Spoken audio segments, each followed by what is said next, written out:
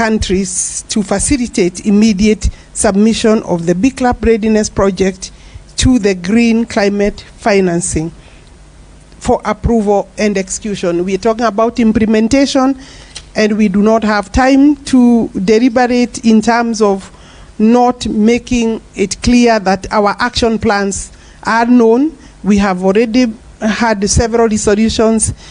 What is needed now is call to action, complete implementation of the resolutions we have agreed, and I'm sure there will be serious resolutions here in terms of funding, in terms of the approach, in terms of the attitude.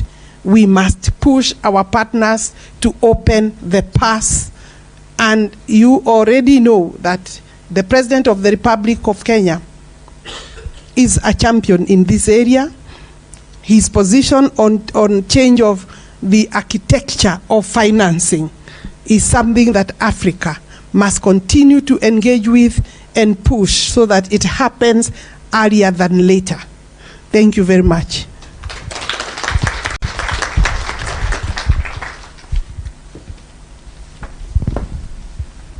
Thank you very much, Honorable Cabinet Secretary.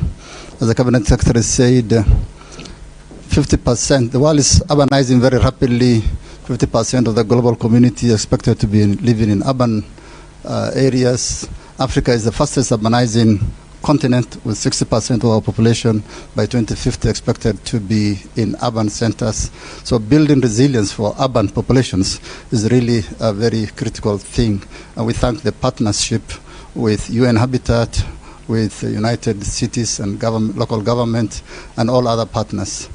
Allow me now, Your Excellency, to invite the Cabinet Secretary who is going to lead the ministerial discussions for Africa, given that Kenya is the chair of the negotiation team, and our Cabinet Secretary will be the lead minister leading the discussions on negotiations.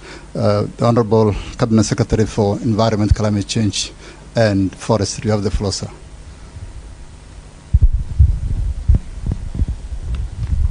The Right Honorable Raila Odinga, former Prime Minister of the Republic of Kenya, my colleague Honorable John Mbadi from the National Treasury, Duale Wahome, our Minister for Plans, Public Works, Housing and Urban Development, the Ambassador of Azerbaijan will be our host. His government will host us in COP29.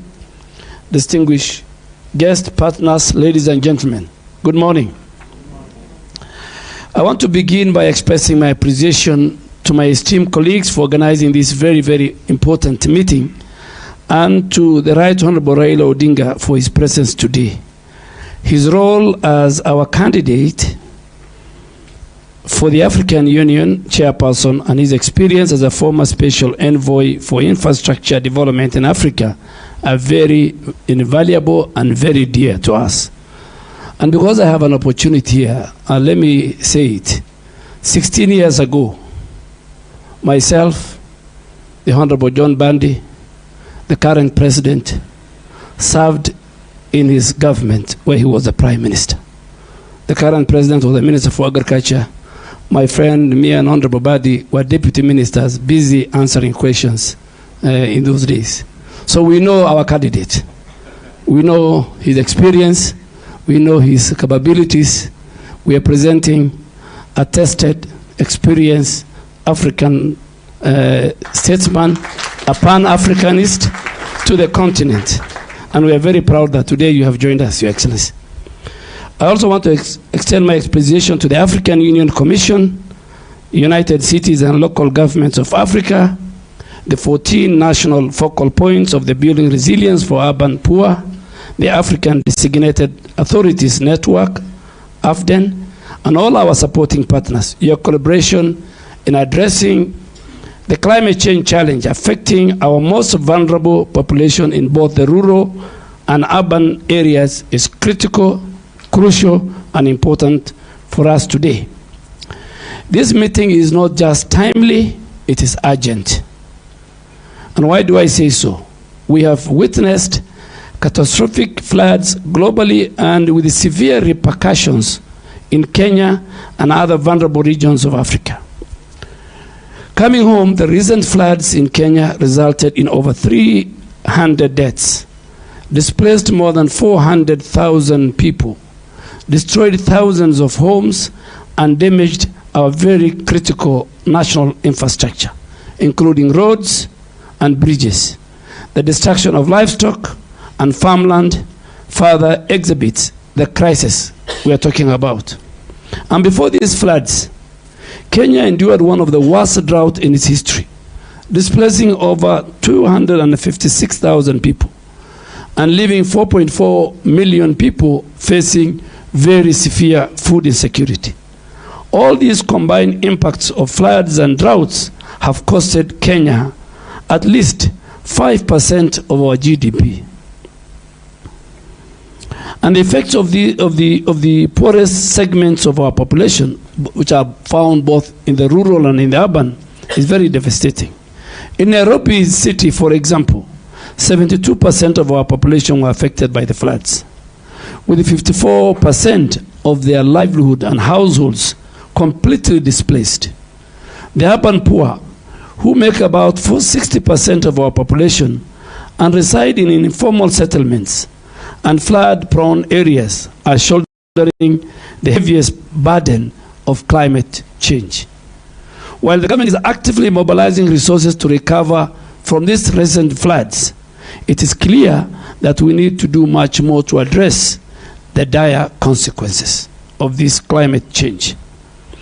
According to the recent UN Habitat report, if current urbanization rates continue, approximately, which is 50% of Kenyans now will live in urban areas by 2030, another UN report predicts that by 2050, 60% of Africa's population will reside in cities and towns. With a high rate of migration from rural to urban areas, our largest cities ultimately will be increasing and increasingly be located in developing countries. This will exhibit the spread of informal settlements and intensify the threats posed by climate change. And it's imperative that, faced with this, we tackle climate change with the urgency it requires, and we must resolve. At the continental level, adaptation remains our top priority.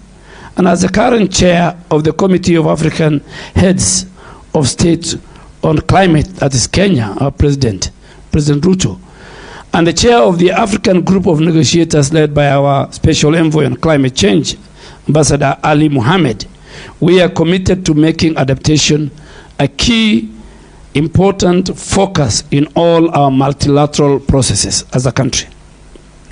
To confront climate change challenges, Kenya hosted the first ever Africa Climate Summit and adopted the Nairobi Declaration, which will guide our continent climate action. Notably, Kenya has enacted several legal and policy measures to address climate change. We have one of the most robust Climate Act.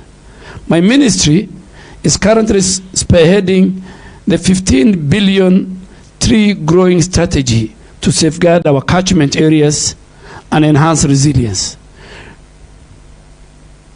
alongside other pivotal initiatives that promote climate action through carbon markets. In the last 8 months, we have planted over 400 million trees, and we keep on planting them. We are also integrating climate change considerations across all sectors of our economy, in alignment with the bottom-up economic transformation agenda, known as BETTER, of our fifth administration. I am proud of the two Kenyan-led initiatives that will be discussed here today, the BICRAP and the FLOCA. These programs aim to develop and implement infrastructure and social programs in order to build resilience among our most vulnerable populations, including children, the elderly, women, and the people with a disability, as committed in the Nairobi Declaration. Both programs are part of the National Climate Action Plan, FLOCA, and in particular has successfully mobilized financing at both the community level through our county governments. This pioneering program success must be expanded across the continent and to our urban centers. Distinguished guests, ladies and gentlemen, the launch of backup by the UN Secretary General in 2019 and its implementation plan by President William Ruto at the African Climate Summit marks a significant step forward in our deliberation. Now, 5 years on, we must advance its implementation. And I want to commend Honorable Alice Wahome and the Executive Secretary of the United Cities and Local Governments of Africa for their leadership in mobilizing resources for backup in the 14 African countries. The successful implementation of this program requires a united effort.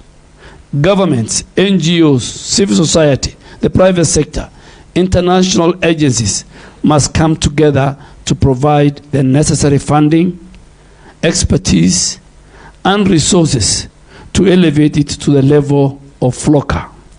And I'm very hopeful that Backup Kenya will address critical challenges such as housing, water, infrastructure, including even accelerating our affordable housing and slum upgrading program, and supporting the Nairobi River Commission in its cleanup efforts. Your Excellency, former Prime Minister, I want to assure you that I will take the route of the late John Michuki. I will clean Nairobi River Commission. I will take the route of Wangari Maathai in saving Karura Forest today, that you will enjoy. So the 141 industry players and many people who we have done through traceability and who are polluting the rivers, Nairobi rivers, you better think twice. There's a new sheriff in town. I will deal with it. We must see the blue waters of these rivers, all the way from Kikuyu to the end of the eastern part of Nairobi. Nairobi, Your Excellency, former Prime Minister, is the environmental capital of the world. That's why we have UNEP here. And because you spearheaded our constitutional making of 2010, Kenyan constitution is a green constitution. From the preamble, the fourth of the preamble, to many articles, they talk about how environment is our heritage. We must preserve it, we must protect it for now and for the future generation. So I'm going to implement the green constitution of 2010. I'm going to implement what our forefathers, key leaders like Wangari Maathai did for our country. As I conclude, I urge the 14 bankrupt county representatives and AFDAN as the Green Climate Fund, the focal point to finalize the modalities for implementing the GCF readiness, support to scale up FLOCA, and mobilize resources for backup and other resilience building projects. I trust this meeting will produce a clear investment pipelines, both for initiatives which are suitable for presentation under the African Climate Summit Nairobi Declaration Framework. I urge AFDAN to identify and address the barriers to investment in adaptation and the slow rate of disbursement and access, particularly from GCF and other global funds. Present these outcomes for consideration at the AMKEN meeting of the environment ministers that will be held in Abidjan next week, and in all other continental forums that all of us together, our ministers, our technical people, our PSS will be attending. So I call on AFDAN to support similar national and continental initiative to ensure no one is left behind. I wish you all productive discussion. May God bless you. Thank you very much.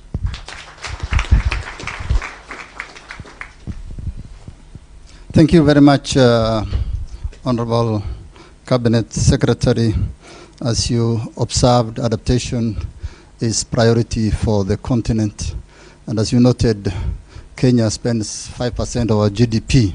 In fact, UNECA, UN Economic Commission for Africa, figures indicate Africa spends 5 to 9% of our GDP to address adaptation issues, relocating our budget from development to responding to impacts of climate change. Allow me now to invite His Excellency the Cabinet Secretary for National Treasury and Economic Planning. As we all know, and as I said earlier, climate finance will be a pivotal issue, a central issue in COP29. His Excellency President William Ruto is the leader of international financial reform agenda, and debt issue is a big discussion at COP29 and the UN General Assembly, and nobody is better to lead us in that discussion than our Minister, our Cabinet Secretary for National Treasury. You have the floor, Your Excellency. And may I also ask you to invite His Excellency, the Right Honorable Prime Minister. Thank you. Thank you, Ali. Good morning. I have a problem with my voice, but I hope today it will cooperate. Right Honorable Raila Odinga, former Prime Minister of the Republic of Kenya, the Honorable Mbadi Duale, Cabinet Secretary for Environment, Climate Change and Forestry, and the Honorable Alice Wahome, Cabinet Secretary for Lands, Public Works, Housing and Urban Development. I'm told Professor Ibrahim, who is the Assistant Minister, Technical Affairs, Minister of Housing, Utilities and Urban Communities of the Arab Republic of Egypt, has also joined us virtually. We want to also recognize Ambassador Sultan, who is going to be our host soon, my sister from Eswatini, and all distinguished delegates, ladies and gentlemen. Good morning once again. Let me start by saying that I'm happy to be part of this important event where the continent of Africa has joined hands to address a global challenge which we are all aware of, the climate change, which is directly impacting on our lives and more pronounced among the poor, women and children. I wish to take also this opportunity to welcome you all to Nairobi for this important event. Thank you for honoring our invitation. We are gathered here today because of the significant role that the collaborations and partnerships in our countries play in accelerating climate financing needed to deliver on the goals of the Paris Agreement and to drive sustainable, inclusive and resilient development and growth. As we are all aware, climate change continues to present a major threat to the long-term growth and prosperity, with adverse impacts on the fiscal sustainability and economic well-being, especially for developing countries like ours in Africa with limited financial resources.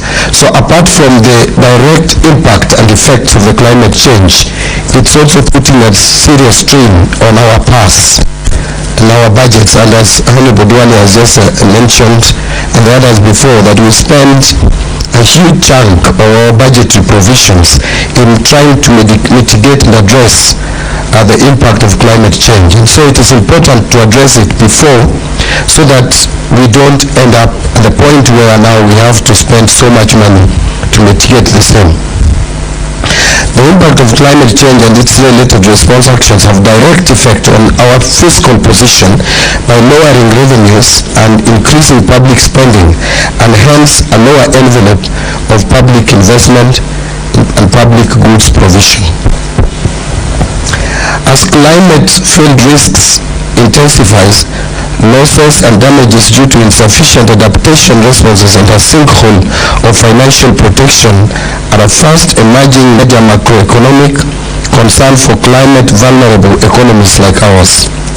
Despite significant progress in several fronts, international climate finance and funding commitments are falling well short of what is required by the African countries to address the climate crisis. Ladies and gentlemen, I am cognizant of the many efforts in the past geared towards improving adaptive capacity and building resilience at global, regional, and national arenas. However, I must admit that the impacts of these efforts are yet to be fully realized due to limited climate financial flows emanating from inadequate technical capacity to develop bankable proposals amid a complex and rigorous climate finance access requirements and procedures. Our people from across the continent are today more deprived in both economic and social realms due to adverse impacts of climate change and disasters which have increased in frequency and scale not only in the recent past but also at present, threatening environmental sustainability and ecological balance. I am fully aware that African Green Climate Finance's National Designated Authorities Network, which is abbreviated as AFDAN, is already recognized by the Committee of the African Heads of States and Governments on Climate Change, giving the right leverage to undertake its role in finding the African solution in terms of the much needed means of implementation, with key focus on access to climate finance and technology as we shift away from capacity building to capacity strengthening for a low carbon and climate resilient development pathway. If you follow my speech, a little bit different from Honorable Duale's and Ali's Wahome, is heavily on finances, and you'd understand why. Your Excellency, as a National Treasury, I am also looking at the off-budget, off-balance sheet financing, and I am really focusing on the financial aspect as my colleagues are dealing with the technical aspect of dealing with climate change. AFDAN platform is therefore considered as a strategic platform for African countries that strengthen advocates for increased, predictable, and sustainable climate finance for adaptation and mitigation by strengthening south to north cooperation and promoting African-led solutions for climate change. As such, it is our collective responsibility to be part and parcel of this noble movement. AFDAN is intended to address financing challenges by promoting African countries to accelerate the political will and regulatory efforts that will allow them to mobilize climate and green finance at scale, promoting cross-country learning and creating a tangible commitment for green growth. I am confident that AFDAN will enable continents to build consensus, articulate priorities, and share learning and best practices on climate finance solutions developed in unique African contexts. It is an African solution to African challenges. I don't want to call it African problems, African challenges. As I have already flagged out, addressing the adaptation and resilient measures at the local level is at the heart of our conversations and policy discussions. Our attention is drawn to two key programs which resonates with African needs, notably financing locally led climate actions, popularly known as FLOCA, and building climate resilience of urban poor, the BICRAP that Honorable Alice Wahome talked a lot about, at both the rural and urban levels. I'm told we are doing fairly well or averagely well in rural areas, but at the urban level we are doing so poorly as a country and probably as a continent. Kenya has established the FLOCA program that seeks to build climate resilience of communities within the 47 counties of Kenya. Actually, we received funding which we have already disbursed to the counties to implement various activities that are supposed to help in mitigating on climate change. These are the initiatives that we need to employ upon to ensure that Africa is prioritizing locally led solutions to its challenges on climate change. I urge our fellow African countries to benchmark with Kenya on FLOCA and scale it up with even better structures for building climate resilience for their people.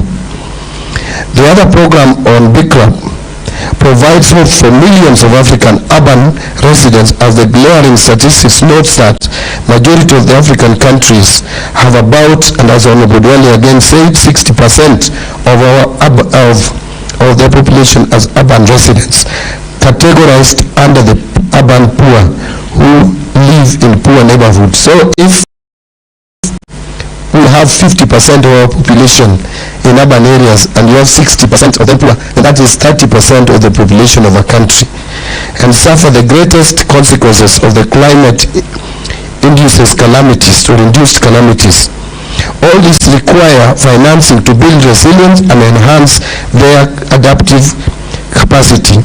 Kenya has achieved significant milestone in climate change and climate finance by putting in place the relevant legal and institutional frameworks, including the Climate Change Act of 2016, National Climate Finance Policy, Sovereign Green Bond Framework, National Green Fiscal Incentive Policy Framework, among others. But despite all these efforts, we are still grappling with climate change impacts. In the last 1.5 years, Kenya has experienced abnormally heavy rains within 2 seasons that negatively impacted on lives of many Kenyans. I consider the inhibiting factor as limited access to climate finance that should support practicable, locally led solutions. Call to action. As I make this clarion call today, as a continent we must come out strongly, united and driven by one key agenda of formation and operationalization of AFDAN to enhance our access to climate finance. This is something that we cannot do individually as nations. We must come together as a continent and insist in enhancing climate change financing. If anything, we are not the polluters of the environment. We know where the polluters reside. It is my sincere wish that this important meeting will also come out with a declaration that will shape up the agenda of the upcoming 10th special session of APCEN to be held in September 2024 in Abidjan, Cote d'Ivoire. United Nations General Assembly, which will take place in New York, and COP29 to be held in Azerbaijan, among other regional and global forums. As I conclude, Your Excellency, allow me also to mention something about you, which my colleagues have said, but just as a matter of emphasis. Honorable Duale and I have worked with you very closely. I've actually worked with you more closely than anyone else, and I continue to still work with you because I'm still a member, very strong member of your party, which you lead. I hope I will soon join the Council of Elders of that party, having resigned from the position of the national chairman. I know your position and stand on environmental issues. If there is anyone Africa needs to champion as a champion of issues of climate change, then that person is none other than Right Honorable Raila Odinga. There, I am sure we can't go wrong. Your history is documented. We know how you fought very hard in terms of conservation of even our forests and water catchment areas, Mau forests and other forests across the country. And so we will not go wrong by having you at the African Union. You will be an advocate and a champion for protection of our environment, and that will go a long way in helping mitigating the climate change. Ladies and gentlemen, it is now my pleasure to invite the Right Honorable Raila Odinga. Let's put our hands together and welcome Right Honorable Raila Odinga to the stage. Thank you.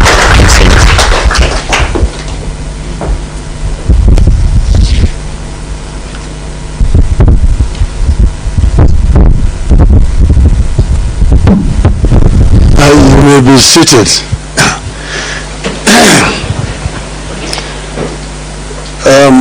Honorable Ministers, the Special Envoy, distinguished delegates, ladies and gentlemen, good morning. Yes, I want to say that I'm very delighted to have been invited to come here.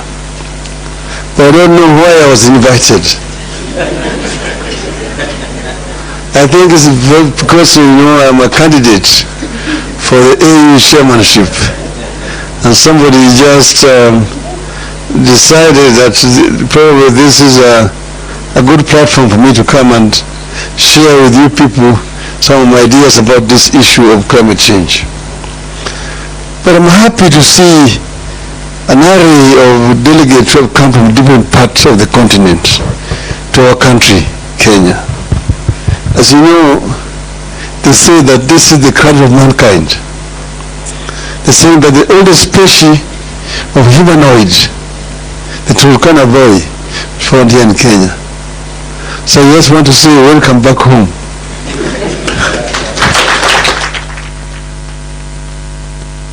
Well, we are talking about climate change, and we just like a stuck gramophone.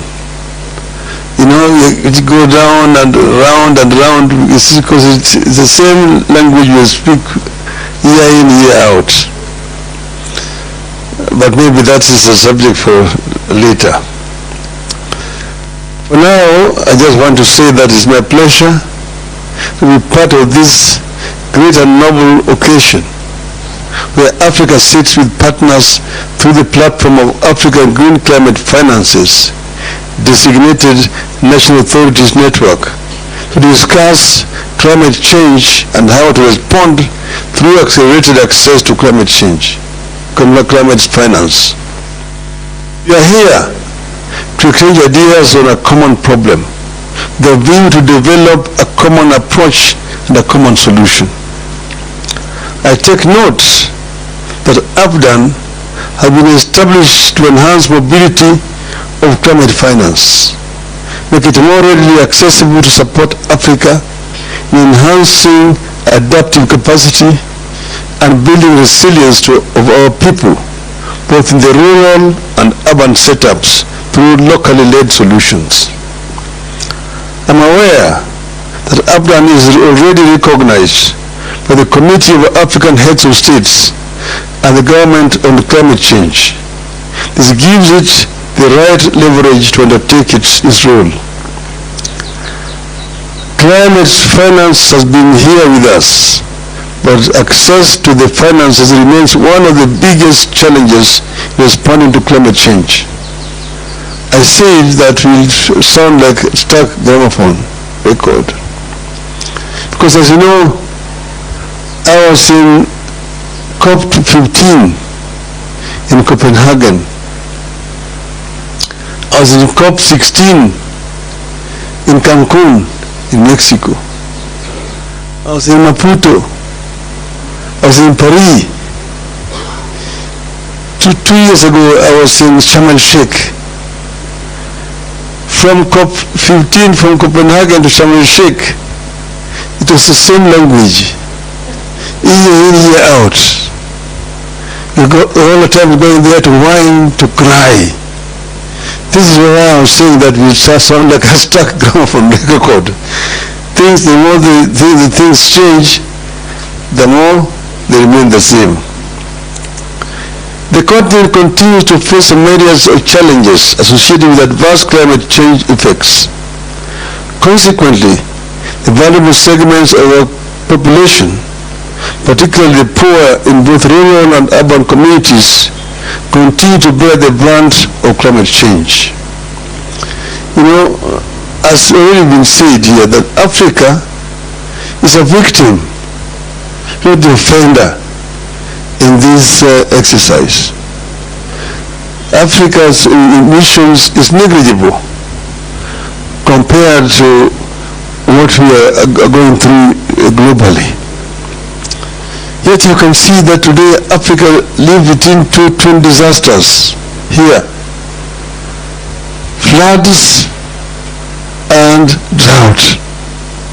Year in, year out. This year, this country suffered very severe floods. A lot of infrastructure destroyed. Many people displaced. Up to now, people are still suffering from the consequences of just recent floods. Down there, as we were going through floods here, down the south, there was the drought. They went through very severe droughts in the south. And this happens across all the continent, year in, year out. So we are victims. Yet the offenders themselves keep on using language. They come and use nice language, but that's all it is. Resolutions are passed, they just ignore. So we need to find a way of forcing implementation of resolutions which are passed. Which means that one such fundamental issue is the promise by the rich countries to play their part and help the countries that contribute the least in greenhouse gas emissions into adaptation. Because of the failure to translate the promises into reality, Africa as a continent still has challenges with access to some of the climate finance sources, such as the Green Climate Fund, Global Environment Facility, Least Developing Countries Fund, Adaptation Fund, Climate Investment Funds, as well as the bilateral and multilateral development partners, which are all well-established avenues for accessing climate finance. Consequently, Africa can only access 4% of the climate finances, which is way below the impactful finance. With the rapid urbanization of our continent and the development trajectory, Africa has an opportunity to chart its own pathways, which will ensure that African cities adapt to climate challenges. Because Africa is urbanizing fairly rapidly now. But urbanization is a global phenomenon. Even in Europe, urbanized. The European society was also fairly rural through after the Industrial Revolution. That rural and urban migration started. And it was not forced. It came gradually, but eventually they planned it and they managed to manage the cities well. Here, at independence, new leadership in the continent was completely ignorant of what was going to happen. Immediately after independence in this country, there was rural-urban migration in the 60s. People were coming to the cities. But then the government at that time asked people to go back to land. There was an order by the head of state then that people go back to the land. Rudi mashambani in Swahili. Even songs were coined. Mzee kasema rudi mashambani hakuna kazi. Mzee kasema rudi mashambani hakuna kazi. People went back to the mashamba. They had nothing useful to do. Started again gradually coming back into the cities. But because the government believed that the order was going to be obeyed, there was no planning to respond to this rural-urban migration. People coming up and started putting up temporary shelters to live in. These shelters eventually grew up and they are now christened informal settlements, read slums. That is how slums begin to grow in most of our urban areas.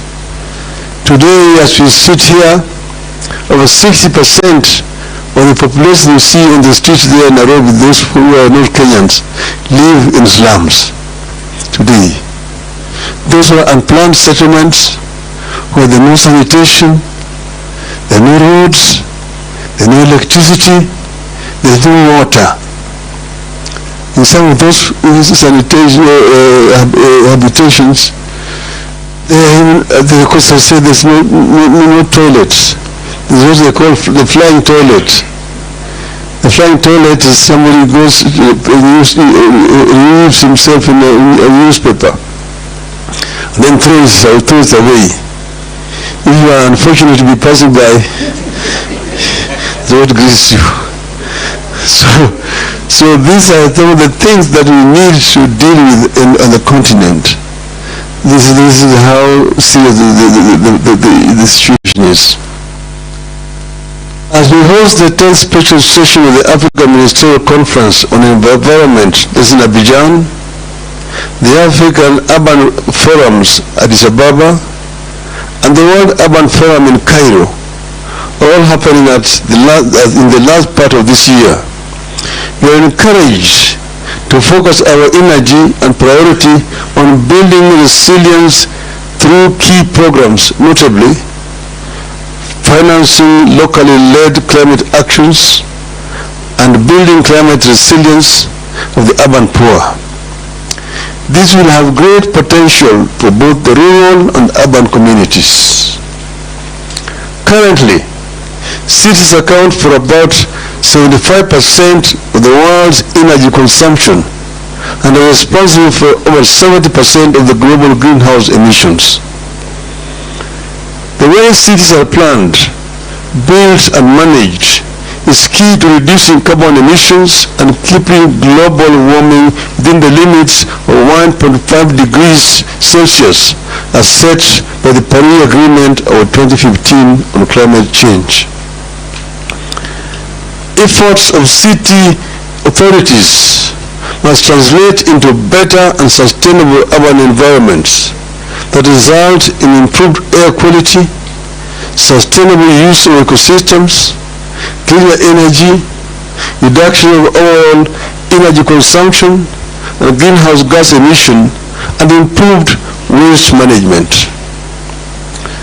So in conclusion, ladies and gentlemen, to address the devastating impacts of climate change, we can't continue with the business as usual approach.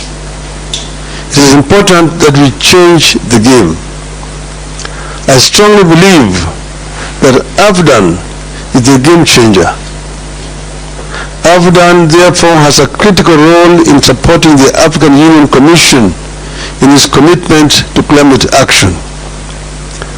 AFDAN is expected to be fully committed to enhancing mobilization of climate finance and enhance its access to all the 55 African countries.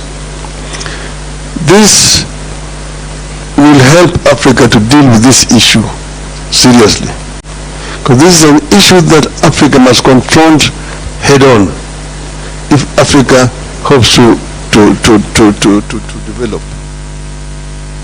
Africa is the richest continent on the planet Earth in as far as raw materials are concerned. Yet it is a paradox that the richest is also the poorest in as far as the living conditions of these people are concerned. This is a paradox that we can actually reverse as a people. Yes, we can, the historical reasons to justify what is there today, but we cannot live in history forever. Other countries were also colonized, for example, but they have marched on. So it's time that Africa took its destiny in its own hands and worked as one unit. If we are going to negotiate for compensation, which is our right, because Africa, for example, has got also one of the biggest carbon sinks in the world, the second largest after Amazon, the Congo forest. So Africa needs to be compensated. But if we go as Kenya, we go as DRC, Nigeria, Guinea, Senegal, Egypt, Algeria, South Africa, they will not listen to you. They keep on taking you round and round and round. I've told you because I've told you I've been to these international conferences, these COP conferences. The resolutions are being passed. You can talk until your voice is hoarse. But after that, people pack up and go. Heads of state jump or come in on jets, land and quick there to go and make speeches. Making speeches back on the jet and go back. They wait for the next other conference next year. So people who are just doing those conferences. They move from one conference to another conference. Each year they take 2 months or 3 months camping in those conferences. But nothing concrete comes out of them. You must make sure that something concrete comes out of those conferences. The African Union can be the champion of this. African Union should be able to speak more effectively on behalf of the interests of Africa if the African government give it the power and the mandate to do so. And that's the reason why I've offered myself to run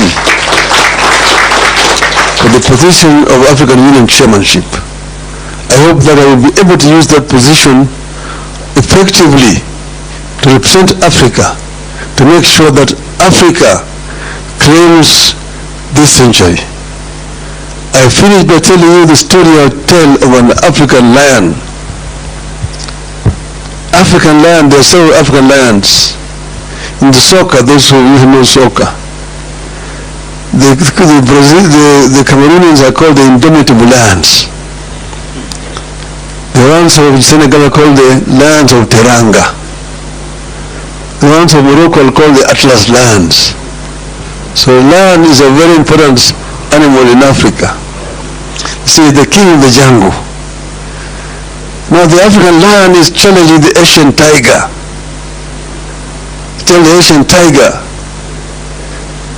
that you, Asian tiger, you've danced on the world stage alone now for too many decades. The European bear retreated to the poles, North Pole, long time ago. The American panda is also on the retreat. You've been there alone all this time. I myself have been here asleep in the Congo, the jungles of the Congo. But now I'm awake. I have the giant Congo forest, the mighty river Congo, the mighty Nile, the Niger, the Zambezi, the Limpopo, surrounded by peaks, the Kilimanjaro and Kenya to the east, the Atlas Mountains to the west. And here I'm sitting on African gold, African diamonds, African bauxite, African iron ore. And I'm going to turn all this, and African oil, I'm going to turn all this wealth, these raw materials into wealth, and claim the 20th century as truly an African century. End of the message of African land. Thank you very much, ladies and gentlemen.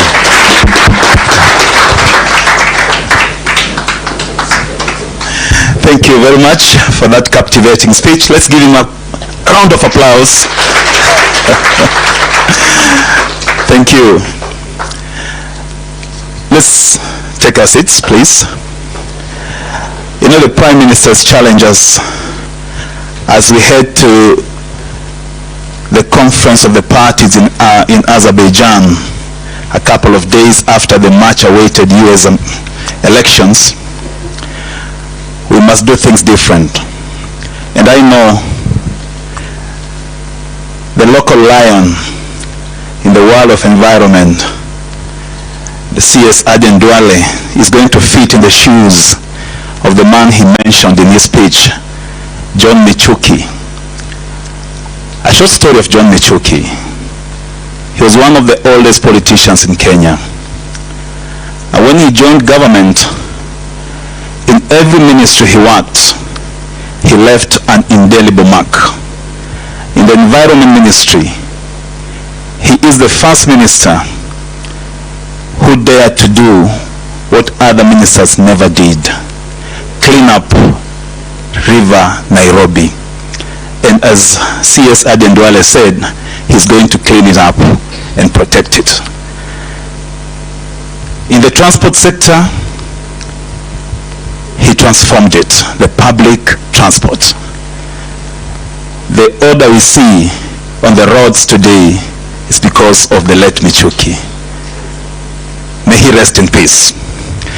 I'm going to ask you to acknowledge the speeches in a different way. Just like our Prime Minister said, we have to do things different.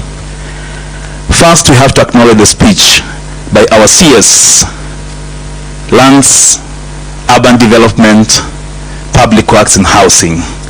Thank you, Honorable Alice Wahome, for your very incisive speech. A clap for her. Again, the Honorable Aden Duale, for your perspicacious speech on matters of environment and what you're going to do as you lead the delegation to COP29 in Azerbaijan. A clap for him. The Honorable John Mbadi, the newest kid on the block. Makwiny is just 2 weeks old in his docket, and he has given us a very trenchant speech. A clap for him. And of course, the Right Honorable Raila Odinga, for his sharp-witted and rapier-like speech. Very incisive and well-informed. A clap for him. Not forgetting Mr. Ali Mohammed, and I think he is our host here for elucidating to us the purpose of this conference. A clap for him. And then for well thought out introductory remarks by Mr. Peter Odeng. Makofi kwake. Ladies and gentlemen, we are going to have a photo session before we break for tea. You know, we are Africans and Africa is our business. And tea is one of our core business again here in Africa. Nairobi is called as it is. And CS reminds me, you know, Nairobi, the word Nairobi is derived from the Maasai word Enkare Nairobi, meaning place of cool waters. You must enjoy your stay here. This is the, thank you.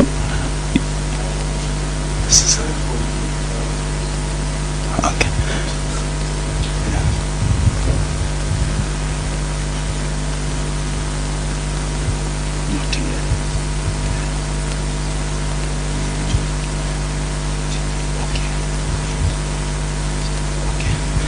CS is reminding me that there will be a session for any other intervention later after tea break. Thank you. I was just saying about Kenya. As you welcome to Kenya, delegates from Nigeria, Morocco, Namibia, Togo, Uganda, Mozambique, Morocco, and every other part of the continent, know that Nairobi is a cool place. Now, I want to welcome you to a photo session, and we're going to do it in the following order. First, we are going to have our cabinet secretaries, the 3 of them, with the Prime Minister in the first photo here. And I invite you to stand up so that the photographers can capture you. Thank you.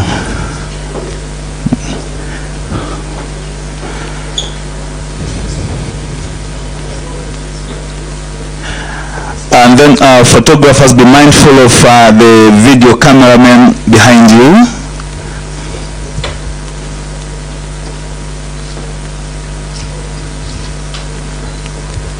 Thank you. Thank you. Next, we have the PM, just as they're standing, plus the CSS and the PS Kingdom of Eswatini, as well as Envoy Ali, Dr. Pacifica Achieng, Ambassador Beatrice Kawago, Ambassador of the host country of COP29, Azerbaijan, Envoy Mohammed Mbu. Welcome for this photo. Wait for our host in the COP29. Yeah.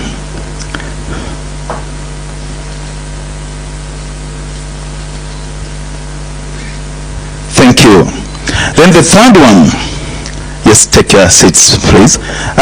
Just an signing honorable CSS and the PM. We have the PM, CSS, and different country representatives.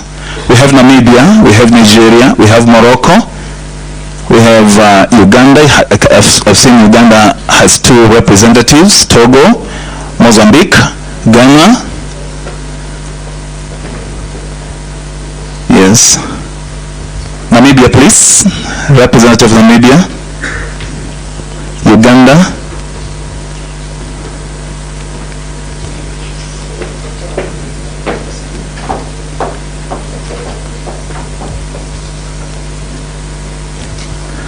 Spread on the other side, please.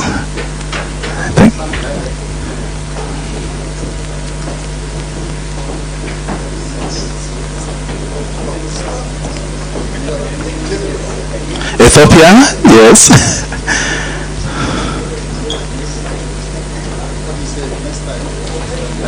Okay.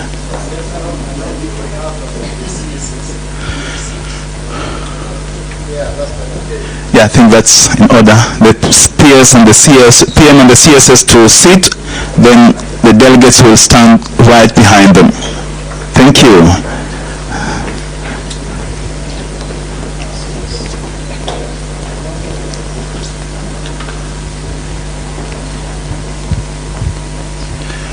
This one is big crowd. Thank you. Please retreat to your seats. The last one is PM, CSS seated, and then big cup. That's the last photo. No, anasema tumalize. He says we finish. Okay, big cup and African Secretariat combined. Let's take the shortest time possible, please. Yeah, this is the last one. Yes.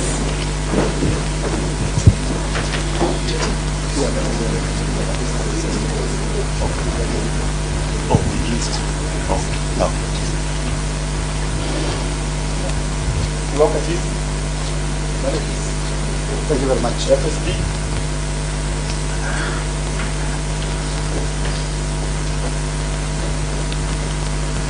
Asante. Thank you very much. Shukran. Let's take our seats, please. And then after this, we'll allow the Prime Minister and the Cabinet Secretaries to leave.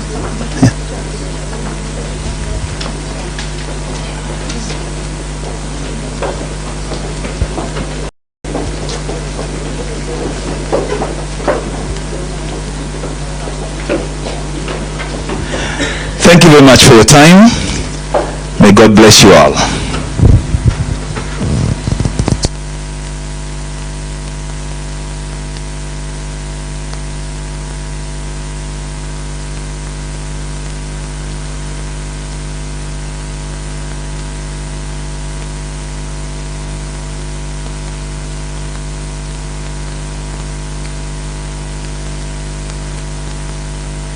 Now we can take a short break for tea, about 30 minutes. Let's enjoy the Kenyan tea. Thank you.